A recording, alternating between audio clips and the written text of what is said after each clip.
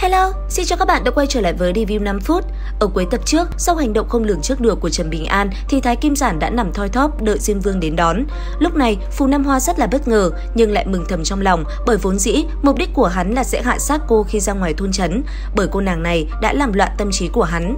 Hắn luôn cho rằng trên con đường tu hành, thực lực mới là điều quan trọng nhất, việc gì ngáng chân mà gạt bỏ được thì nhất định phải gạt bỏ. Không giống thiên tài nhưng chưa trải việc đời như Thái Kim Giản, Phù Nam Hoa bắt đầu tính toán được mất rồi quyết định đánh Trần Bình An tàn phế. Lúc ra tay, gã còn không quên nói to lên là vì báo thù cho Thái Kim Giản, mục đích là để lấy lòng thánh nhân Tề Tĩnh Xuân có thể quan sát mọi việc trong trấn nhỏ này. Hắn ta thậm chí bắt đầu suy nghĩ đến pháp bảo và 2 túi tiền của Thái Kim Giản khi nhặt xác cho cô. Trong lúc giao đấu, hắn hỏi Trần Bình An rất nhiều điều, hắn thậm chí phân tâm vì cho rằng mình đã thắng chắc. Trần Bình An không giống Phù Nam Hoa, nói rất ít, tay trái từ đầu đến cuối nắm chặt mảnh sứ cho dù máu đã nhuộm đỏ lòng bàn tay. Đừng lúc Phù Nam Hoa làm nhảm, mặt không thay đổi, Trần Bình An đột nhiên hiện ra thần sắc khủng hoảng, nhìn về phía sau đối phương. Như thể hắn nhìn thấy Thái Kim Giản đã tắt thở, đột nhiên sống lại. Với tính tình cẩn thận chặt chẽ như Phù Nam Hoa, liền vô ý thức quay đầu lại, nhưng cổ chuyển được một nửa, hắn đã thấy không ổn, quay lại thì đã không thấy Trần Bình An đâu nữa. Muộn rồi, chỉ một phút bất cẩn, Phù Nam Hoa đã bị Trần Bình An đập thật mạnh vào cổ, khiến hắn ngã về phía vách tường, sau đó lại bị thiếu niên kia bóp chặt lấy cổ, tay trái cầm mảnh sứ kề sát vào bụng. Trong tình thế nguy cấp đó, Tề Tĩnh Xuân đã xuất hiện ngăn cản việc này.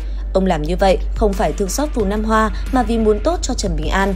Tề Tĩnh Xuân thi triển thần thông, thời gian xung quanh như bị ngưng động. Trần Bình An buông tay ra, máu trên bàn tay không còn chảy, hai người một lớn một nhỏ đi trên đường. Lúc bấy giờ, Tề Tiên Sinh nói cho Trần Bình An sự thật về tiểu trấn, nơi đây là Ly Châu Động Thiên, thế giới này là bản thể của con chân long cuối cùng thiệt mạng. Ở đây, mỗi đứa trẻ sinh ra thiên phú đều hơn xa người đồng trang lứa bên ngoài, nhưng không phải ai cũng như thế. Hàng năm, những đứa trẻ ra đời sẽ có cho mình một món đồ sứ ra đời theo, không ngừng đốt lửa nung nấu, nữ thì 6 năm, nam 9 năm. Sứ chất liệu càng tốt, thiên phú của đứa trẻ ấy càng cao, nhưng trong suốt quá trình nung thì không ai biết chất liệu sẽ như thế nào. Những người bên ngoài đều sẽ áp trú một số tiền rất cao vào những đồ sứ mình đã chọn lựa từ trước.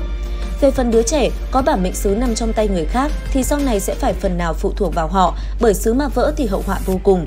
Nhắc đến Trần Bình An, sứ của cậu là một cái chặn giấy. Nghe vậy, Trần Bình An không quan tâm mà chỉ muốn hỏi Tề Tĩnh Xuân cha mẹ mình là người như thế nào. Tề Tiên Sinh liền nói cha mẹ ngươi là người hiền lành thật thà, người bên ngoài áp trú vào cha ngươi số tiền lớn vậy mà chỉ có thiên phú thường thường.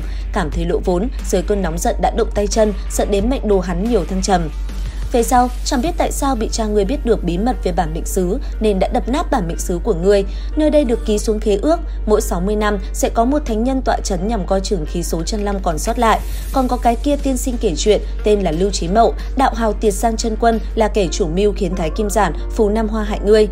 Ta sở dĩ không ra tay là do nơi này như một cái đồ sứ cũ kỹ 3000 năm, ta như một người nâng sứ ở tay, mặc kệ ta làm gì đều sẽ dẫn đến vết rách lan tràn. Lúc đó, tính mệnh của 6.000 người kiếp này đời sau đều sẽ bị ảnh hưởng, sao có thể phớt lờ. Trần Bình An hỏi Tề Tĩnh Xuân mình còn có thể sống tiếp được không? Ông nói chỉ cần ngươi không sợ con đường phía trước gian khổ đến mấy cũng có thể sống sót. Trần Bình An nhoẻn miệng cười, hắn không do dự trả lời mình không sợ khổ. Sau đó, Tề Tĩnh Xuân dẫn Trần Bình An đi đến cây huệ ngàn năm. Cây huệ này mỗi một cành đều như một gia tộc phù hộ cho con cháu. Lá huệ có thể ban cho phúc duyên, thậm chí có năng lực kéo dài tính mạng cho người sắp mất. Tại đây, ông muốn xin cho Trần Bình An lá huệ nhằm kéo dài tính mạng của hắn, nhưng không một lá huệ nào rơi xuống.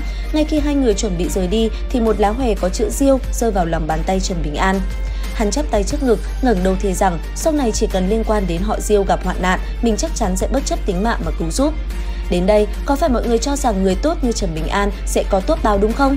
Chưa chắc, đây chỉ sợ là màn tính kế nhằm ghép nhân duyên giữa Trần Bình An và Ninh Diêu của vị đạo trưởng Lục Trầm. Mục đích là gì thì sau này sẽ rõ.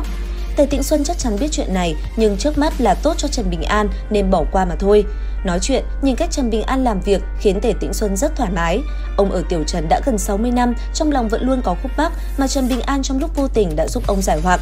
Thời gian của Tề Tĩnh Xuân sắp hết, không thích hợp thu đồ, với lại cảm thấy mình cũng không xứng cho nên quyết định tặng Trần Bình An một cây châm. Cây châm này ý nghĩa cực lớn, chỉ là Trần Bình An chưa đến lúc phải biết. Cuối cùng, Tề Tĩnh Xuân căn dặn Trần Bình An, về sau dù cho gặp được chuyện gì cũng không cần phải đối với thế giới này mất đi hy vọng. Câu này giống như là câu bàn giao hậu sự của sư huynh với sư đệ, của một người thất vọng đối với thế giới này, một người sắp ra đi chỉ vì một lòng muốn giải thoát. Đến đây thì cũng hết tập 5 Kiếm Lai 3D. Xin chào và hẹn gặp lại các bạn ở những video tiếp theo.